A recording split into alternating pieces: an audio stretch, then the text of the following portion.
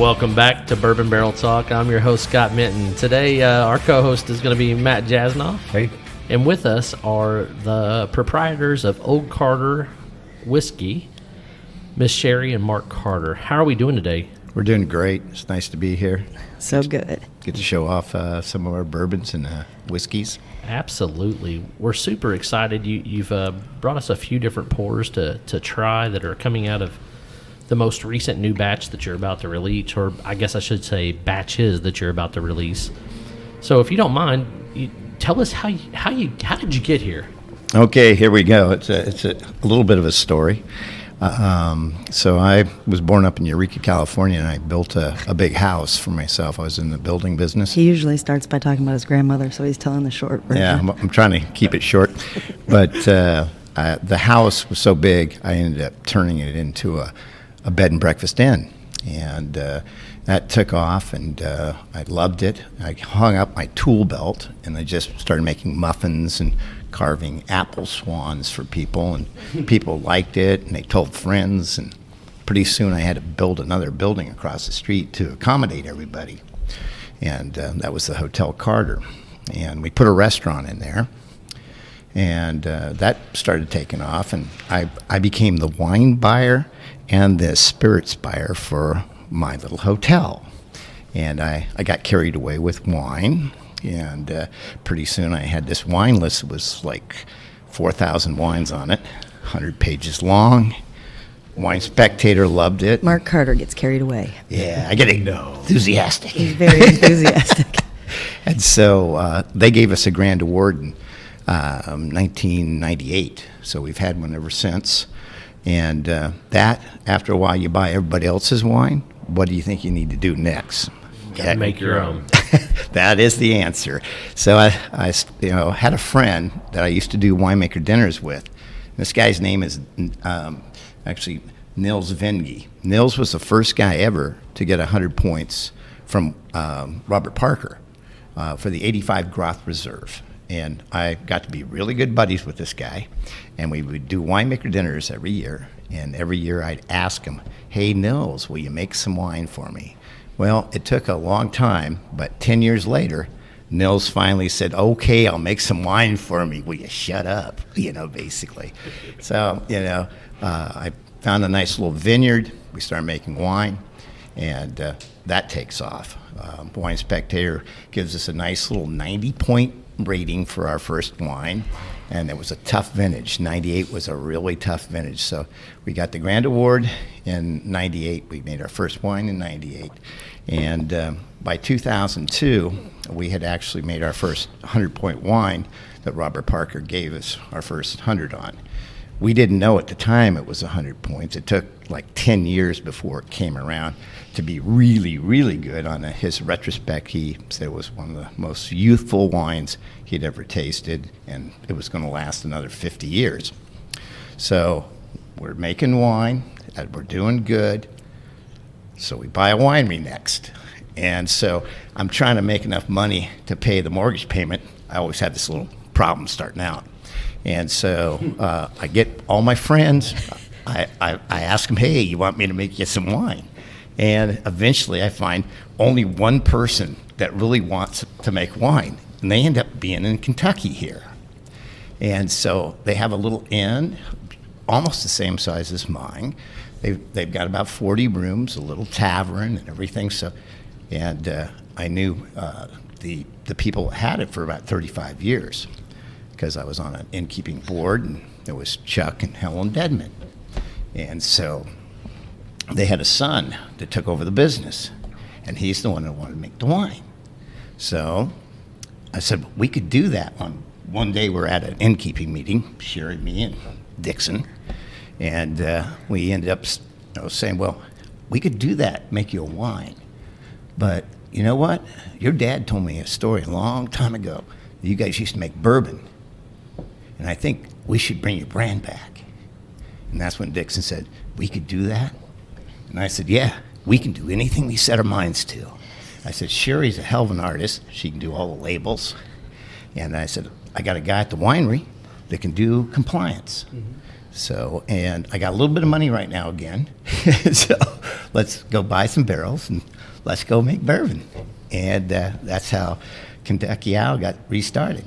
And then that went along really wonderfully for about 3 years, and then it got noticed, and then somebody came to us and really wanted to buy it, and we did not want to sell, Sherri and me, but for the best of everyone, we did that. And the next day, after we got our little paycheck, we went and bought some barrels and started Old Carter Whiskey Company. So that's the short of it. That's amazing. It really is. It's awesome. So And I actually like the first batch of Kentucky Owl that was ever made. Thank you. And I saw it at Liquor Barn, and I was like, man, I've never seen that before. It looks interesting. Like, let's try it. Yeah, 8:30 comes by, we run out. We're sitting outside by the fire pit. We're like, what do we do now? I don't know. Let's figure it out. But it was incredibly. I mean, it was delicious. Thank you. We had a ton of fun. Yeah. There was a lot of training wheels Listen, there. I had just We as had much some- fun. All right, I don't know. What a great story. I mean, you always love to hear where people came from and where they get started. So, I mean, I really appreciate that, and I really appreciate what Old Carter's become. I mean, I know when it first came out on the shelves, you know, people tend to question it. They're like, well, what is this? Where did it come from? You know, what's the story behind it? And you try just a couple little sips of it, and it changes your outlook on it. And so I appreciate it from there. Thank you. Yeah. Well, one of the things I really love about the product is you guys have been true to yourselves as far as the fact that you've not cut it. Right. So you've not watered it down. Thank you. What you see is what you get. You're and- welcome. And to me, that's what makes bourbon great. You know, we always discuss in other podcasts or issues or episodes, I guess we'd say, about how some of the places just they don't give you the full effect of what's being made, and Old Carter just does such a great job of doing that. You know, they give you give us what we want, which is what comes right out of the barrel. Good. We really love doing that. We always say that we can let the consumer do their own proofing down if they want to add water or ice or whatever they'd like. Drink it how you like And it. that, so you can do whatever you want with Once it. you buy it, it's yours. That's right. That also begs the question, though, when you talk about you selling Kentucky Owl and you start Old Carter, you put your name on it. It doesn't sound like something that's going to be sold, or you would even go down that rabbit hole again, though. Am I correct in saying that? Well, I would like to, leave something behind. I'm getting a little older, and my wife, I'd love to have her have something that she can, have for a long, It's long not going time. anywhere for a while. Yeah. You can. Yeah. I will say never to anything. Everything has a price, I guess, in some capacity, but We're having too much fun. absolutely. That's the whole reason we kept going. So hey- when it stops being fun, we can revisit that topic. Yeah. Right. So Mark mentioned, you're the kind of the creative director of Old Carter and the artwork and everything else. I love the packaging. I love, the design and things. What was the inspiration? Well, thank you, first of all. The inspiration was to create a brand that really had a timeless look to it. We really wanted to have something really personal, and it's very, the whole design is actually something that's close to Mark and I. The horse on the label is a woodcut that I did a long time ago. I'm an equestrian painter, and I also do other stuff, ceramics and Jack of all woodcuts trades. and stuff like that. And it was the first piece of artwork that Mark actually bought from me way back when. So I was working on some other design concepts for this label. We wanted to have something that spoke of farming and working the land, because Mark's grandmother's side of the family was from Somerset, Kentucky, and they were farmers back here before Prohibition. So we were working with some other images that just weren't quite the feel that I wanted. And then we remembered that horse and dropped it in, and it just was like, oh, that's what's supposed to go in there. So it just came together really nicely. But of course, it was quite the process, and it's kind of like blending whiskey. Yeah, making Sherri- a label it took about 1.5 years to come up with a label, and it was getting down to the point where we There was a were lot ready of- to bottle a lot- again, A lot of scooching involved, as one could imagine. So It definitely has a timeless feel. Good. Thank you. Thank you. One other thing that just seemed really fitting was looking at today, and we kind of come up to where you all invited us, and it just so happens the table that we're sitting at has a horse, and it kind of a little bit is reminiscent of your bottle. I mean, oddly enough, but I mean, it's kind of cool, and that speaks to that timeless aspect of what you've done, and it's artwork, right? Yes. So it's a great look and a great feel. But we knew that we also had to make sure that what was inside the bottle was as good as the package looked. Well, you hit a home run there. That's Good. for darn sure. I Good. mean, Matt and I, we were talking before we decided before we had made a mutual agreement on doing the podcast together, and about how much we loved, Old Carter and the Old Carter Rise and the 12-year and the unicorn that is the 27-year. I'm a big proprietor of the 12-year. Yeah.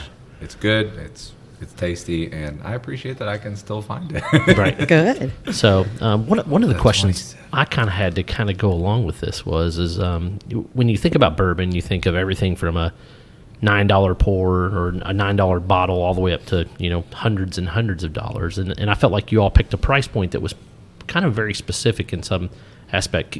Tell us what came to that thought process. He's having a sip there of the 12-year-old. As I taste it's expensive to make whiskey, and we knew that we didn't want to cut any corners, and we're obviously sourcing barrels, as you all know, and we wanted to do it right. Didn't want to make any, didn't want to slice and dice, and we figured if we came out with a price point that we didn't have to raise for a few years too, Yeah. I think we'd build a lot more fans. Yeah. Yeah. Because what happens a lot of times, in the wine business, people get a good score or something, and then they raise the price up, double it, or some crazy thing, but then they lose a lot of the people that love them, their fans. And it's a volume game too. I mean, when we're not cutting anything, we're getting what those barrels give us, and that's it. Yeah. Right. So You can make a lot more money if you cut it. yeah, One guy once I told mean, me you can that. make a lot more whiskey if you cut it. I'm sure. Well, brand loyalty is a part of that too, right? So Yeah. if you know what, like with what we discussed, I mean, I know what I'm going to get when I buy a bottle of Old Carter. Like already in just the short age that you guys have been in business, I mean, when I purchase a bottle, I know what I'm getting. Good. And that's good. So therefore, I'm willing to pay that extra premium for that product. Thank you. And I think that's one of the things that makes it, kind of magical or a good mix of where you guys are at. I just was kind of curious why you chose the price point that you did. So now obviously we know that lovely little unicorn, that 27-year. Can you walk us through how y'all came across that? How Oh, yeah, that it's a was- good story. Yeah. I was washing dishes in Calistoga, California, one afternoon. This is going to be fantastic. And I was washing dishes. I can't wait to hear the rest. So, And- we're always tasting things. We're always sampling and asking for samples, and since we're sourcing things, and people come up with stuff for us. Well, I got this bottle, and I tasted it, and I go, oh my God, this is phenomenal. And then I took it into Sherry to see what she thought. he brought a Glencairn in, and he slid it over across the Here, counter. try this. And he goes, taste this. And they said, what is it? And he goes, I'm not telling you. Just taste it. And so I tasted it, and I said, I don't know what it is. I don't care what it is, but I want it. Yeah, we So, got to have it. We got to have it. So So we were we- able to get our hands on some barrels of it. Wow. I mean, She said barrels. That's what I loved about it. She said barrels. just very nonchalant. They're kind of interesting because some of them don't have hardly anything in there at all. Right. I Some, mean, 27 years. yeah. Very low yields. Yeah, probably 25, 30 bottles a piece if even If that. you're lucky. Yeah. The lowest one is barrel 13, and I think that was 15 bottles, 15 bottles. which we have kept for our own That's- personal use. Yeah, I that's was our like, if anyone house. sees a We can't sneak. So That one's not Sneak going to and go to find it. market. It's so good though. That's not fair. That's why we can't have nice things. Well, I didn't say we weren't Y'all up keep for it. sharing. We're very generous I like folks. you are Yes, beyond generous. absolutely. But by the way, I polished off the last batch that you gave us, which was a 12-year, I think you said, the Yes. 138.1. Man, I'll tell you what, that is super, super tasty. Thank you. It might be my favorite of the three. Which, One of the things that we do, which is really crazy, is since they have all that flavor in there, the 138s taste like, like maybe 115. And the 106s and 7s and 18s seem a little warmer because they have so much stuffing, so much flavor in them a lot of times. Right. And we don't filter. We've never filtered anything. I love those little flavor crystals that are floating around in there. Me too. Yeah. Some people, you have to let it open up. I mean, and having those flavor crystals allows you to let it open it up and not being scared of it. Yep. You cannot be scared of it. I ain't scared of it, I promise. You guys have mentioned earlier that you do not you're a real traditionalist. You don't finish anything, and just tell us a little bit about the process of when you're deciding how you want to when you're finished blending. Just the overall thought process when you want to put something in a bottle. Well, mostly I drive Mark crazy. Oh boy, is it tough?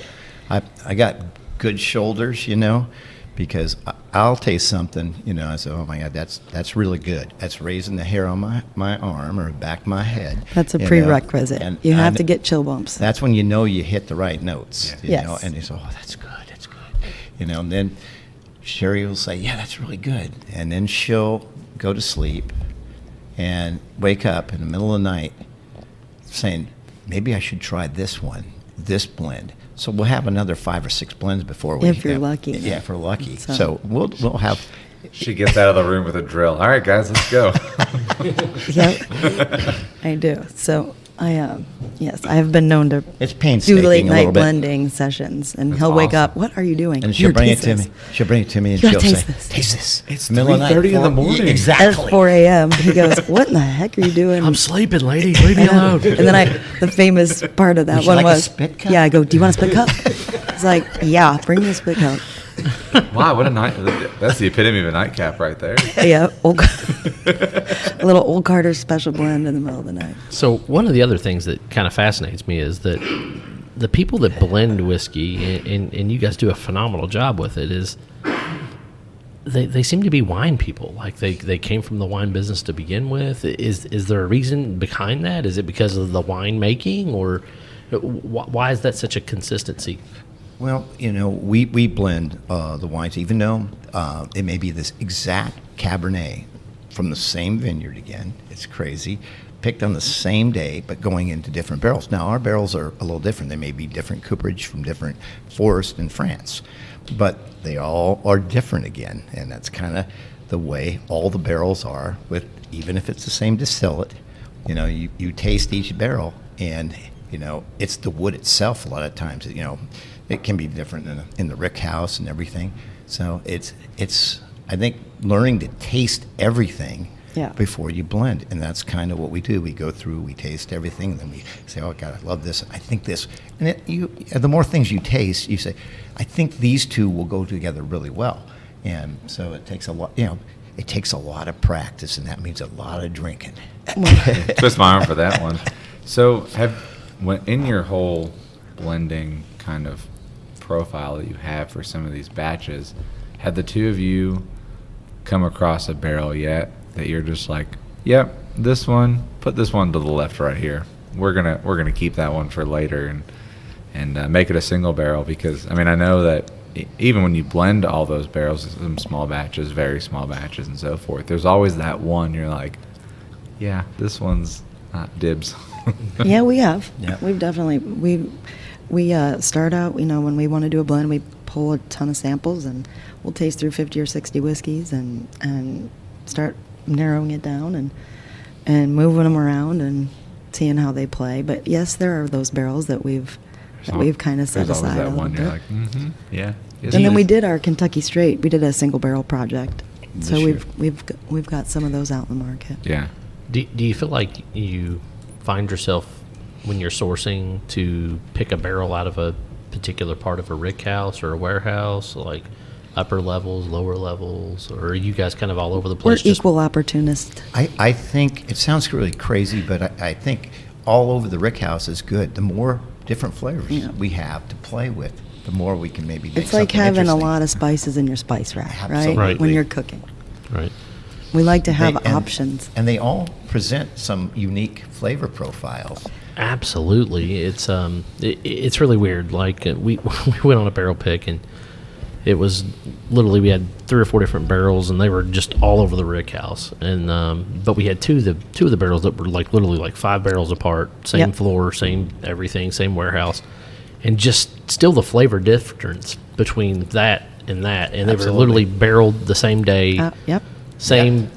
It's mind blowing. It's mind blowing that there's that big of a difference between 2 barrels that were made And with that- the same mash bill. And that's the wood. It's the grain of the wood, in my estimation. Yeah. That makes Yeah. the difference. It's funny you mentioned that. So I was actually fortunate enough to find 2 barrels that were literally right next to each other that were barreled on the same day, Yeah.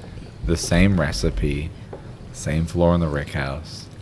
2 totally different profiles. Yeah. I mean, it's crazy. You put It's them magic. side by side. It's magic. What's even crazier is when you have 2 barrels, you're like, oh, these are so good. And then you blend them together, and They're awful. they're not, they Yeah. don't play well. awful. They don't. And that happens. Yeah. That you definitely mad. happens. What do you do in that situation? Do you just blend it keep with something going, else? You go, yeah, you go a different way. We These just- guys don't work together. The kids will drink it at some point, right? Well, that's why we blend on a small scale. So we don't usually have too much waste no. there. Hey, nothing never goes to waste. No, it doesn't. There's always a purpose for it. Even That's those right. little samples we save and we have them around, and that's goes really good. Just a single barrel with maybe some of that little Yeah, we have some ginger. in-house only blends.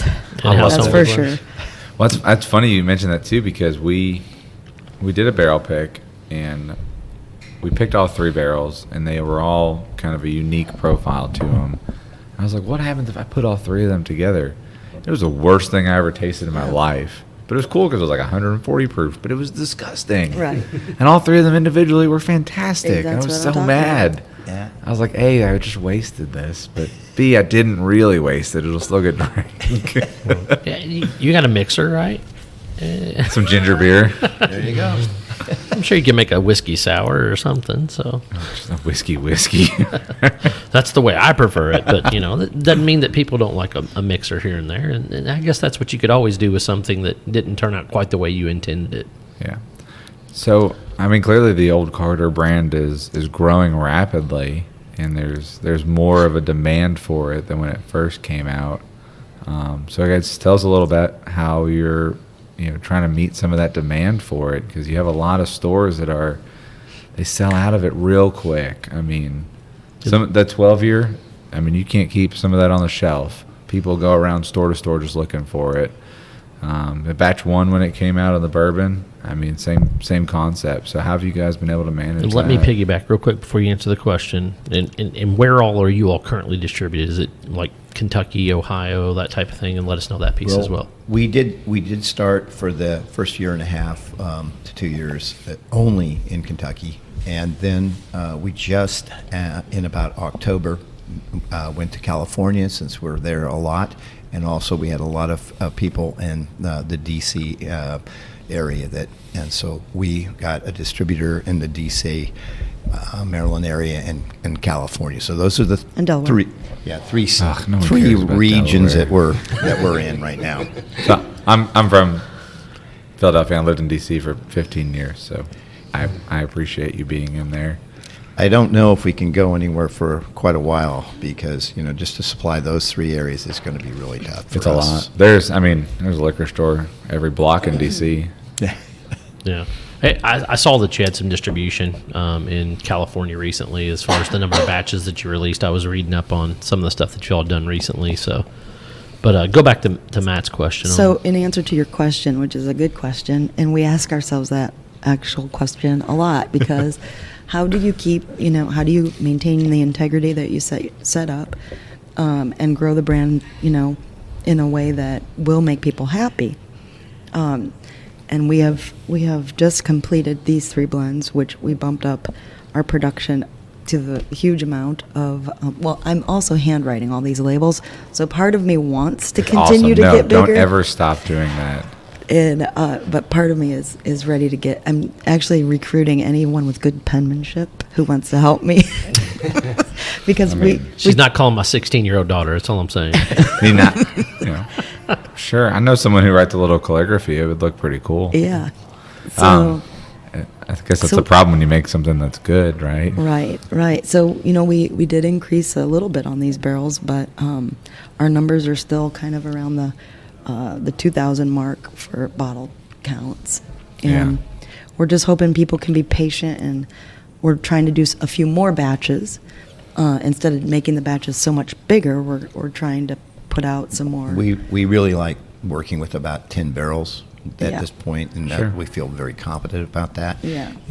You get too big, it's really hard to, just it changes. It does. the It does. entire So flavor we're profile very a lot of happy times. with kind of the zone we're in, and we'll probably stay there.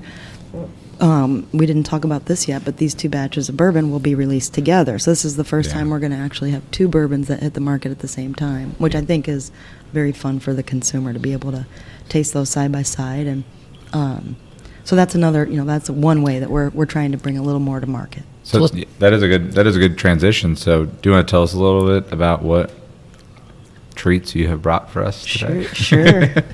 So we have just put together batches 4 and 5 of the bourbon, and these are small. They're small batch. So batch 4 is about 11 barrels, I think we ended up with, and the batch 5 is an 8-barrel blend, which yielded 1,648 bottles, and the other one was 1997. For batch 4 was a little bigger, and 2 very, very different expressions, different mash bills. We've been doing a little tasting here before we turn the mics on, and we've got I think we've got a favorite, but Well, I don't know. Every- It's kind of a little divided. I mean, it usually is. This Scott has thinks been his a little- opinion counts for 7. So, Well, it does. so I'm twice the man you are, Matt, figuratively. You know what? I'm and literally. not gonna argue that one there. So, just a little bit when we tried these 2 batches, Scott obviously liked the first one more. It was more up his profile. You want to tell a little bit about So yeah, batch 4 was definitely what I would consider a high rye. Yep. about our opinion, and then they're going to tell us how Yes, wrong absolutely. we are. Terrific nose. Had a great start, and it had a really good long finish, which is one of the things I really appreciate about a high rye in that situation. The notes were just phenomenal. I mean, the cinnamon and the pepper, and it just had all kinds of nice, warm, caramely type creme brulee. We actually said that earlier. And I even Yep. said almost like a juicy fruit too, to a certain point, which I thought was kind of crazy. And then 5 was a little different as well. But I'm gonna let Matt talk about that one, and I'll let you all fall in. No, five was for sure my favorite. Okay. And then you let me try the number 3 of the 12-year, and it was like, oh, okay. I see you've been hiding. No, I think five is fantastic. It's got a great mash build to it. It's got a great blend. You have those little caramel notes up front. You kind of get those little sweeter kind of notes up front, and the finish isn't that long, which is good. I like that in a low rye bourbon.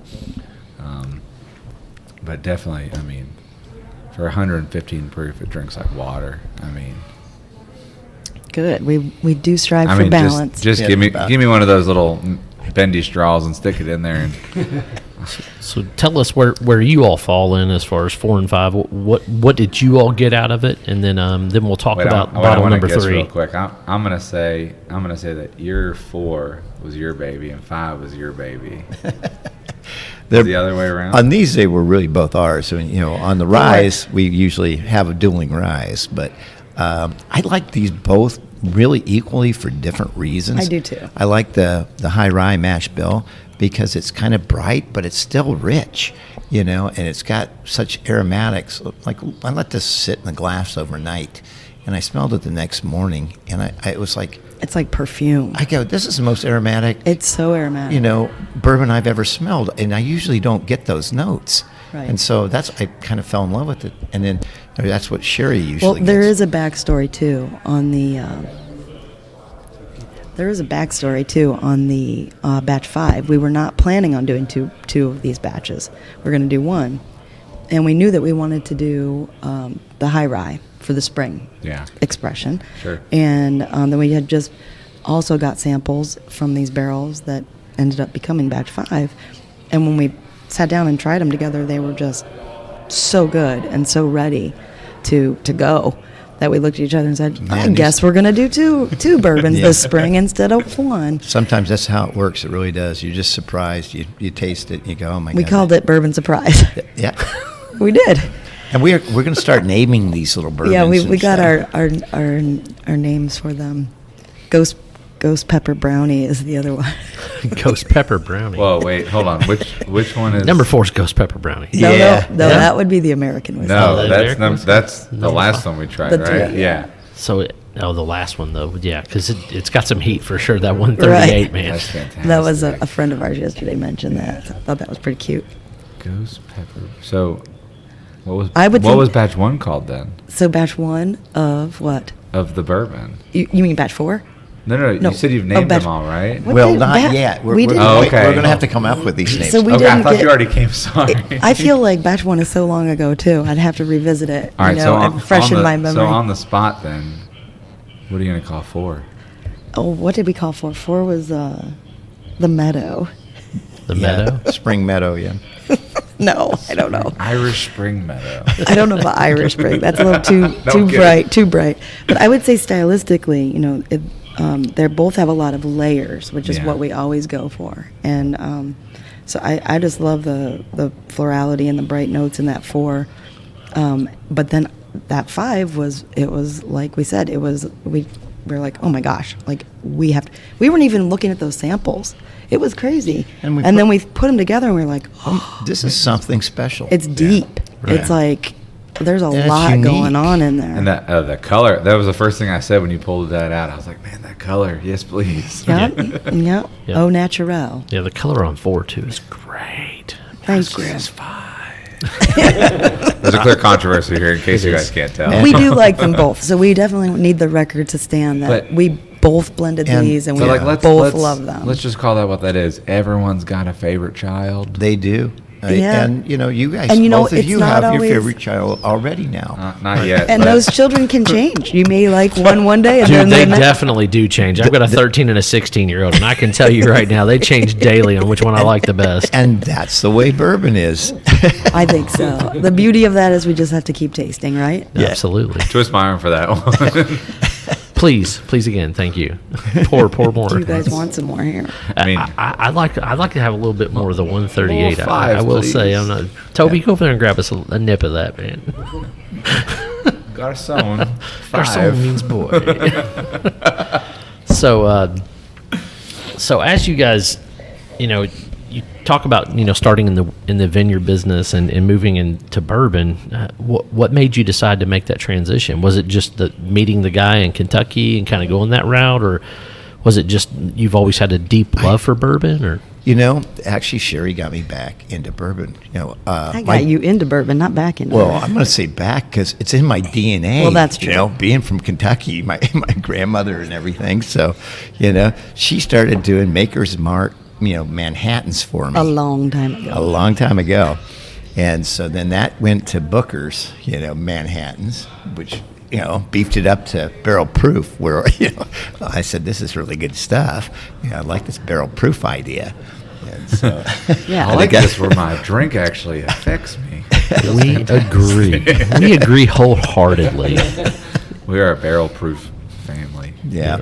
We are too. I'm a barrel proof nutty person. People always make fun of me because whenever I drink something at 90 proof, I'm just like, man, it's just missing Then do it something. for It's just me. missing something. That's a Yeah, good way I to want put to know what it tasted like before Absolutely, you Matt. messed with it. Wouldn't it have been Yes. nice to get to taste that before they put all that water in there? Right. I will tell you, I had an experience one time at an unnamed distillery because I'm sure I would get in trouble for this. But it was a very well-known bourbon that was cut down to 90 proof, and I had the luxury of, you know, drilling it, turning it, dumping it, and cupping my hand underneath of it and drinking straight from the barrel. And I'm gonna tell you what, my first reaction is, why the hell do you mix this with water? He was like, I have to. I was like, why? Yes. Yeah. I mean, Yes, absolutely. I tell you something, just kind of a Very. quick note, and it's something that I've just enjoyed sitting here with you guys and talking and watching is the fact of how much you love your own product. We do. I mean, like literally, I just watched Mark have a sip, and he bottomed back a huge, smiled. and he literally is like, you could just see the look in his face. He's like, "Damn, this is good." Like, I mean, And you've been nosing those too. You're yeah. like, So wish- I just really appreciate the fact that because sometimes you see, and we've talked with a lot of master distillers and owners and things like that, and they'll drink it and they'll sip it, and sometimes they even spit stuff out and things like that. And I guess because they're at work, but I mean, you guys They are just technically really at work. appreciate it. Well, it is Sunday, so we're not working today. Yeah. So, but I just really appreciate the fact that when I see you hit it, you're, man, that's really good, and Yeah. it's It- you can see it right in your face I mean, immediately. it Thank speaks you. volumes when you appreciate your own work after the fact. Like Yeah, even, thank you. I mean, just no matter what. I mean, if I still had any of that batch 1 left, I probably would have brought it. A, for you to sign it because it would have been cool. And B, just so we can try it. But Well, we certainly we love what we do, and we put a ton of thought into it. you can And- tell that you guys don't just put out any. No, there's any no reason. boring Yeah. product. I was taught a long time ago, if you're going to do something, do it right, or don't do it at all, Absolutely. basically. I mean, clearly Yeah. with the bed and breakfast, the winery, I think you've got experience of doing it right. But Thank you. But listen, I know we talked about it earlier, but as soon as you open that barrel program up, I am going to be on that list. We're evidently we're number 6 and 7 because we were told number. We're going to be 6. I don't think we can. They're going to be rudely disappointed in the first 5. I think that's what I heard, and that's my best Sherry impression so far that I've met her and talked to her. But Listen, don't be offended, but your impression sounds like when he does impression of me too. So. Great. I only have one impression voice. Let's be honest. But anyway, fair enough in that situation. Oh my god. So also bottle. So when I look at bourbon bottles, I think of specific styles and looks and things like that. Why did you choose the bottle that you chose? I to think put that's your- also the question we ask ourselves every day because it's a hard bottle to get. Well, we did ask, I like some market research, and that means going to see bartenders. Say, what bottles? And Is it's- that Yes. what we're calling this? Yes. Market research Yes. is going to see. Note this down. Whenever I go see a bartender, it's going to be called market research. So, I- okay, can we absolutely. write that off on our taxes? Market research. As a net loss, I think so. So, depreciation of the bottle over time. It just happens, guys. a lot of the guys liked this bottle that we had. It was, and it being like a nice tall bottle. And Sherry and we both agreed about that. It's I one love that the shape of this bottle. the bartenders can pour it easily. They can grab for it, pour it. Yeah. So, But you can still see it if it's behind something. You can still Yeah. see the neck. And I You can kind still of see like that. the kind of little mini tax seal you all put the old Thank you. school It's tax label simple, we put on but- there. And that shows up nicely on the back bar Yeah. too, even if somebody's in front of you, basically. Yeah. Yeah. Right. No, I mean people are going to see that absolutely, and it's going to sound weird, but like the gap in between the front and the back label. So whenever you pour and a little drip goes down, you don't ruin the label. We all pour like that. It happens Yeah. sometimes, but I Yep. appreciate that. Like, Yep. It's little things because the label's beautiful and it's handwritten. You don't want to mess that up by pouring it properly. Thank and, you. I appreciate um, that. And so that little kind of gap actually it Gives you a helps nice as- side spot to pour out of. Yeah. a nice side, little commercial side spot pour, right? Yes. It's kind of interesting that Sherry touches every one of those labels before they're put onto a bottle. 5 times. do you anticipate that as the brand grows and as you do more things that maybe as a one-off you'll grab some odd bottle shape or No, her hand's just gonna a get different tired. a different cork or top or anything like that? No, we pretty much were very happy with where we're at. I think that gets confusing. I mean, I think if we were going to do anything, it would be The guys that know, who knows. too, We may do some. We may do What- some side project. Four Roses is the somewhere. only product that comes to mind that whenever Yeah. they have different bottles and shapes But and they're sizes, similar. but they're all kind of Yeah, similar. They're in the same family. Right, but that's the reason I ask. I always just think That's a 'cause great question. They're one of the few that I actually look at and I go, you know what? I feel like they get that right. Well, you I know? mean, you bring up Yeah. a good point because it is not easy to maintain the glass that we're actually getting. So We- it's a constant. we're trying It's one to of my other find hats. somebody to I'm actually also make the it for logistics us here department. because it is imported from France, actually. Oh, this okay. Yeah, bottle. So yeah. So you're now going to start a glass blowing business. Is that what I heard? I hope not. I'll have Sherry doing that I in his just- spare time. I can see Sherry over there already. You'll She be makes you'll be every the glass first by hand, distillery every bottle that by made hand. their glass by hand, barrel by hand, whiskey by hand, Now, and some- label by hand. Sherry's It's going to get tired. really costly. Someday, we do aspire to have maybe a very, very ornate bottle. That would be fun someday. Maybe a super special release that's, some I kind mean, of. your 27 years, a pretty special release. Yeah. Well, thank you. That one's gone. Well, I mean, it's Other gone than for you. It's maybe- not gone for me. Well, I guess that's true. I don't have any. I don't think it is gone. Actually, We saw one. there might be hold one on, in whoa. my handbag. Whoa, hold on, Uh-oh. hold on. What's behind curtain number 1? So tell us a little bit more about the design and things. I know you chose different colors, obviously, for the American whiskey versus the rye and the other releases. Can you tell us a little bit more about that and why you chose what you did? Well, we wanted to have some kind of a different, a little bit of a different touch on the bottle so people could see that they were reflecting what was inside of them. But it's pretty subtle. Yeah. And so when they're up on a shelf, they look People have pretty to actually similar. go up to them pretty close and check them out Yeah. because what happens a lot of times is you have to see it says American or if it says bourbon or rye on it. Then you have to look at what batch it is. So hopefully we get more interest that people will come up and actually figure out what they are. And if they're already and- holding it, then they might want to taste it. Right. What I noticed right off the bat is the C. It looks kind of like the side of a glass when you have the bourbon dripping down the side of the glass. Is that something that just what it made me think of when I look at the C? It looks like the side of a glass when it's dripping down in this Glencairn glass. Well, that's cool. I like it. Whatever you see in that label is awesome. It was not intended, but it was a font that I fell in love with and tweaked and put our Listen, spin as long on as it. it wasn't Comic Sans, I think we're all going to be okay with it. If I ever do a label that uses Comic Sans, will you fire me, please? I'd be honored to have that privilege. You have my permission. The viscosity on these Oh, things. come And on, really? I like that Tell you me want that. I like that you're talking about fonts. Now you're right up my alley. Well, you've got to appreciate, every aspect.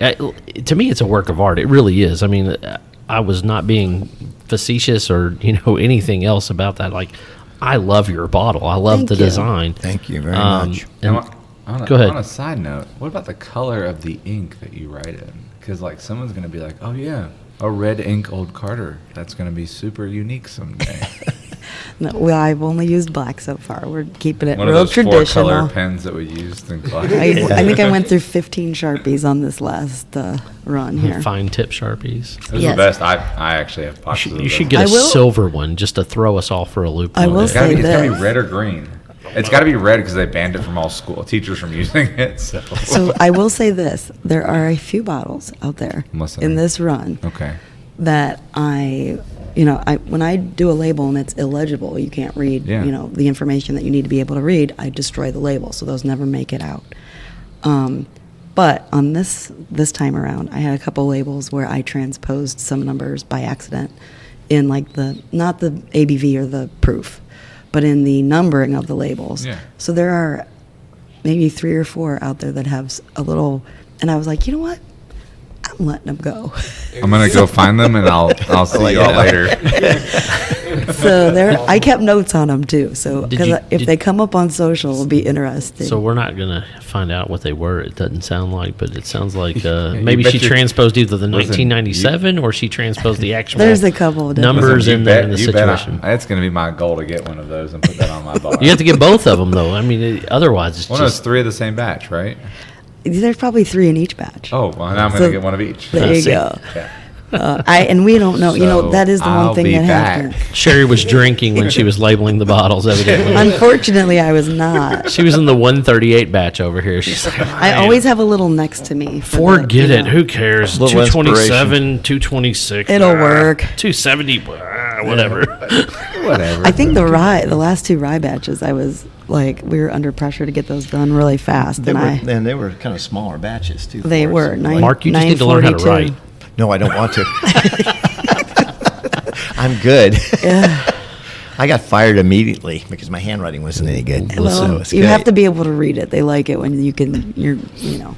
No, you're exactly right. I want to know what I'm getting. Yes. So you want to be able to Yes. read it for Yeah. I sure. don't know. Yes. A little surprise might be good for us every so often. I don't. I'm getting too old to be surprised, man.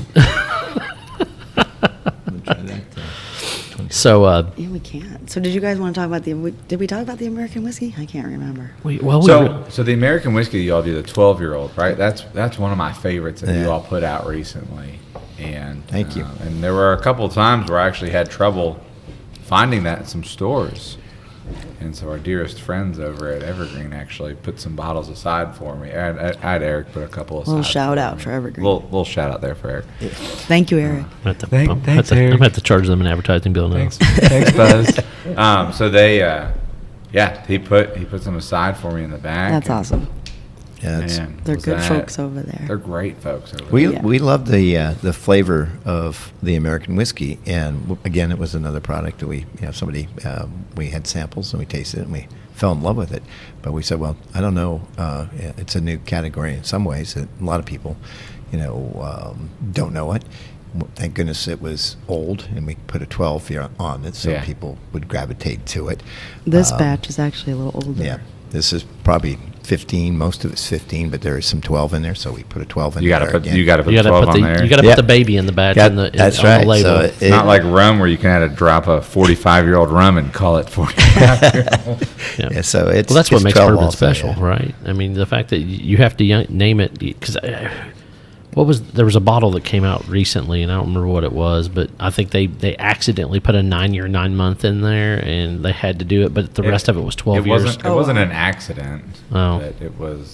But it just wasn't old. It wasn't as old as they The were statement. told. Right. Yeah. So, And so they had to change. They actually changed all the labels on it, and it I was, can't take him anywhere. So, but yeah, all of these that you let us try today, they're so special and they're so unique. And Thank you. We appreciate that. And I'm sorry if you're not going to get them back at the end of this. So what was the run on the American whiskey? And you mentioned 1648 on the batch 5, and then I think you said 1997 on batch 4. That's right. So what was the run on the 138? 2487. 2487. Yes. So, and so that's our largest batch of anything we've done so far. Do you all bottle them at your own facility or? No, we use a contract bottling. Yep. contract bottle. Yep. Like they ship the bottles from France to the contract bottler and bottle them.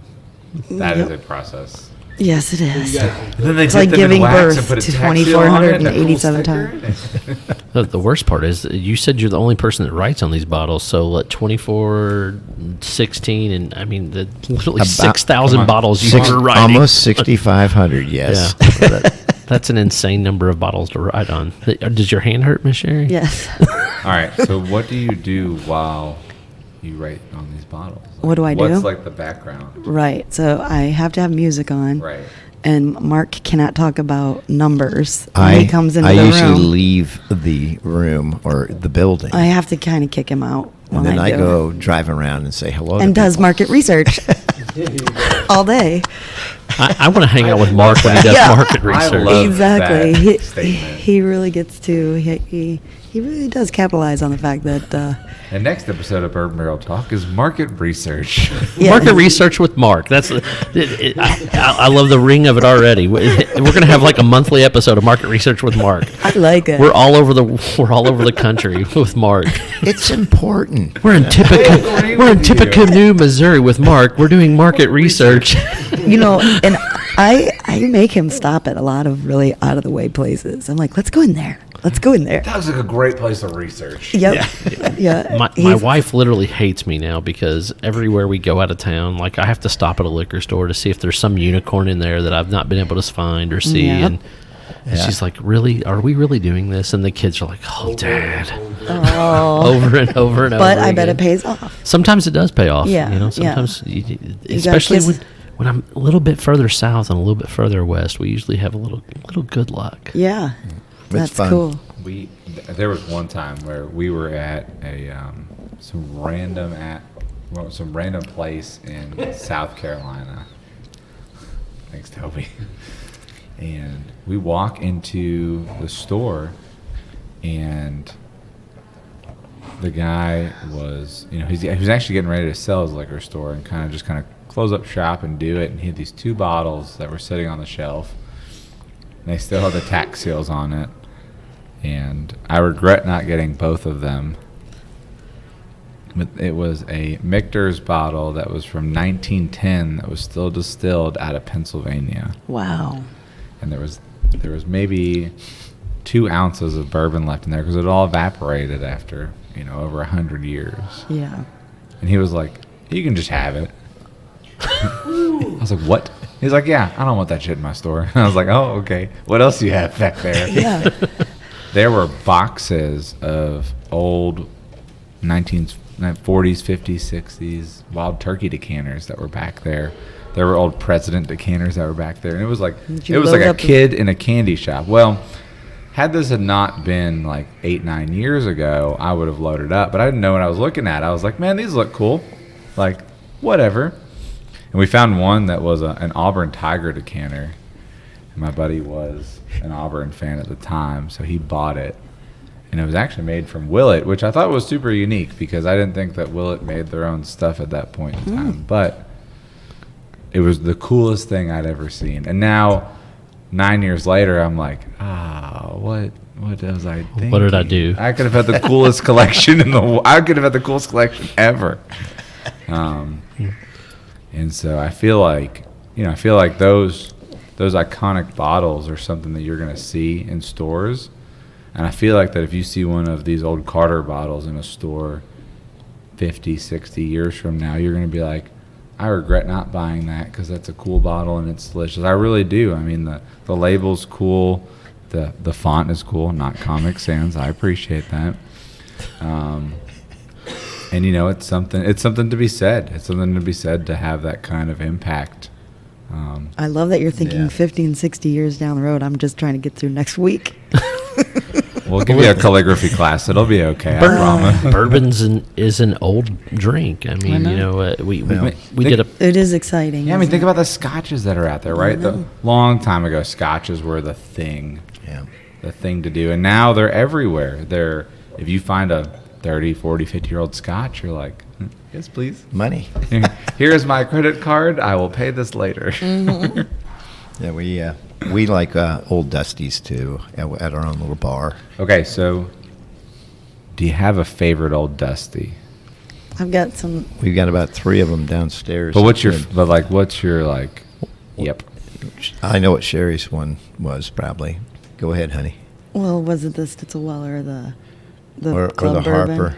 Oh, the 42. IW Harper. 1942 IW Harper was pretty good, and it was bonded. It was 100 proof. And then I like the old Do we still have that, or did Overholt. Did That someone was in drink that? 1942 also, and that was barrel proof, or actually it was a bonded one. And then some 1950 Stitzelweller. That's really good. Club bourbons. Yeah. But were really tasty. 5 or had- 8 year. So I have a bottle of 1950, some Maryland rye Uh-huh. I have at my house. That's something that'll kind of throw you for a loop. And then my go-to, and this is always going to be super cliche, but I love those 69 Old Chessmans. I realize they have, Justin's got a bunch of those over yeah, Old I Crow. know. I know he does. there. Yeah. But I've got 4 of them at my house. I hear the juice is really good. I Well, haven't as really long as you get tasted one it. that isn't like tainted with lead. I don't think I've had those. So he brought up a very good point, or a question, I guess, that I'd like to ask. So, Wait, hold on. What's your Dusty? what's my Dusty? The Chessman's really good, but You can't take my Dusty. You got to make your own Dusty. I honestly don't know what year it was, and this is going to be so cliche, and I'm really sorry, but I had an old green bottle, Pappy 15. The old Stitzelweller bottles, Oh, the green tint bottle glass. I don't know what year it was, but oh my god, it was phenomenally good. But I tell you, for like the price point and what it is, the 81 old Granddad 114 that Toby brought back from that estate sale was a damn fine pour. Wait, so you like that better than the turkey you bought? Oh no. Well, See, market research. Market research, everybody. Got to go back and revisit. Is I what we love say. it. I you know love what? dusty turkey. Let's revisit the turkey and the OGD. We probably should. We probably definitely should. We should definitely do that. So, I know that we got. But you brought up a good point. I'm assuming you don't travel with bottles everywhere you go. Wait, why would you assume that? I mean, because Wait, I mean, do maybe you they not do. Maybe, travel with bottles No, I everywhere don't. you I go? don't travel with bottles everywhere I go. gotta work on him. maybe Right. I'm wrong, but if you can't get Old Carter, what's your go-to? Ooh. We try to try as much They're gonna whiskey as we can. Yeah. So You're not we're gonna say always- Kentucky Owl? Whatever we haven't had is what we try. Anything I So see up if there we is see new, a something new new- release of So- something that's really good. Top shelf, bottom shelf. We do taste a lot So- of stuff. Because you got to continue to market research. I love Mark. So, I know why Sherry married all right. you. So what's on your? Thank you. So then, what's on your must-try list then? Oh, there's so many out there. So give me like 2 or 3 that you haven't tried yet. Well, any of them. How do I know if I haven't tried them? Yeah, new releases. Well, like Michter's 25. Is that something you've had? I think we did have that over And there. there we are, Yeah. as eternally jealous. Didn't we? Or is that like the $1,000 a pour one over there? It's pretty Yeah. expensive. Did we have that? Well, I actually, the guy, Joe, bought it for us. Well, I was going to actually- buy it because it's going to be, at that time, it was only $500 or something. And I was still willing to pay Oh, that's for right. it. That's right. You Actually, know he it's ca- good when he and he- says, "Well, actually." And he came in and bought At it the for me 20 because I started talking to him. we were at proof. We were at proof on Main. Yeah. Oh yeah. Yes. And that was crazy. I said, that's really nice. We got to be a little bit of friends, and Yes, wanted that- to Better keep be that your up. That was friend very after nice. that. Thank you. $500 He's number for it. 4 on the barrel pick list. In case anyone was wondering. Oh. No, I mean we really do just try to And Sherry see always, what's out there. She loves all the Parkers that come out, some of the older Parker Heritage stuff, all the, kind of the high end barrel proof stuff too for us, from Buffalo Trace stuff, Sazerac. We definitely lean towards the barrel proof stuff. But Yeah. what seems great though is anybody who's making bourbon and anybody who's blending it and everybody's creating something. You're talking about other brands because you enjoy bourbon. It's Yeah. not Yeah. that you care about. You're competing against these guys, but you also enjoy the product. So that shows me as someone who's sitting here with you trying your stuff, that you're putting your stuff up against theirs, which is something that can be done. But you also enjoy others. You're not saying We only drink this. no. drink this. Don't drink anything. No, drink it all because it's all fantastic. Absolutely. And that's how you get better. Your palate improves if you drink, everything that's out there. Some is not going to be very good. Sometimes maybe out there, That but is my you- second favorite quote. Is your palate improves after drinking everything? That is true. Yes, it does. Well, and actually, when you asked us originally, how did you go from wine to whiskey and all that, it really is about putting together I like to call it like a library of sensory experiences, because when you're nosing it, you're tasting it, it's mouthfeel, its richness levels, and you do have to build that up, and the only way to do it is by building that up. Trial So and error. it really is It is really trial is and error, a lot important. of- You have to have Yeah. a catalog, right, to choose from. Well, and then you Absolutely. start to catalog that in your brain and like go back to it, or you haven't had that before, and I love sometimes when we come across barrels that are savory barrels. You get sometimes you get soy sauce or some kind of really this umami kind of a quality of a barrel, and it's totally different than a sweet caramely typical profile, but they're in their own right there. And I have notes. I take a lot of notes. Right. A lot of notes. I find that's weird that you said soy sauce, because I've seen some bottles that after it sits for a certain amount of time, that it kind of goes from this to soy sauce, and I'm Could like, be. how does that happen? Like, it's just so weird. Well, I've tasted it in individual barrels, is where I've found Right. picked it up a little bit. But anyway, there's so many different things I've that obviously can go not on. had as many barrels as Miss Sherry. I want to be able to say someday that I tasted something that reminded me of soy sauce. It'll happen, I'm sure. No, I really And I want say to. that in a That's- good way. I'm not. Yeah. I think you are off. Yeah, he did it intentionally. Yeah. Yes, I say that in the kindest possible way about the soy sauce. Anyway. So, hey, is there anything else you all wanted to cover about the Old Carter brand? Well, we do have some of that 27 years, so we have. Yeah, to we're cap signing you off now. on We'll that. see you all later. Yeah, Just in time, actually. So, first of all, or I guess last of all, if people want to reach you guys or talk to you or feedback, things like that, how do they find Old Carter? How do they find Mark? How do they find Sherri? How do they do that? We are at Old Carter Whiskey Co. on Instagram mostly is where we do most of our talking. Also on Facebook, and our website is oldcarterwhiskeyco.com. We're hoping to have merchandise sometime soon. We've been getting a lot of requests for it. We don't have anything. We've been too busy making whiskey. So Such problems. we're going to have a minute after these batches come out. Oh, and also we're going to be having some rye coming out soon too. So this spring we're going to have 2 bourbons, 2 ryes, and the American that you guys tasted will come out after that. Do you want to give a shameless plug for your wine? Sure, go ahead. Well, in Napa Valley, you can come see us too, actually, at Envy Wines on Tubbs Lane, 1170. You know, my parents actually went there. Did they? Not too long ago. I like that.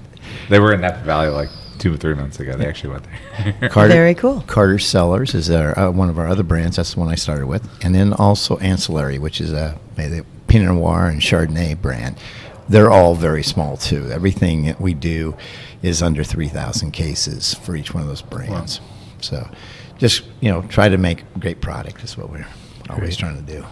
And if you want to reach us, bourbonbarreltalk@gmail.com. You can find us on Facebook, Instagram, Twitter. Matt, anything cover?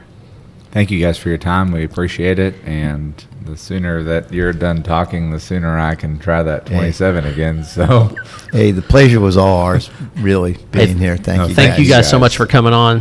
Scott Minton, Matt Jasnoff, Sherri, and Mark Carter signing off. Bourbon Barrel Talk. Thank you guys. Thank you.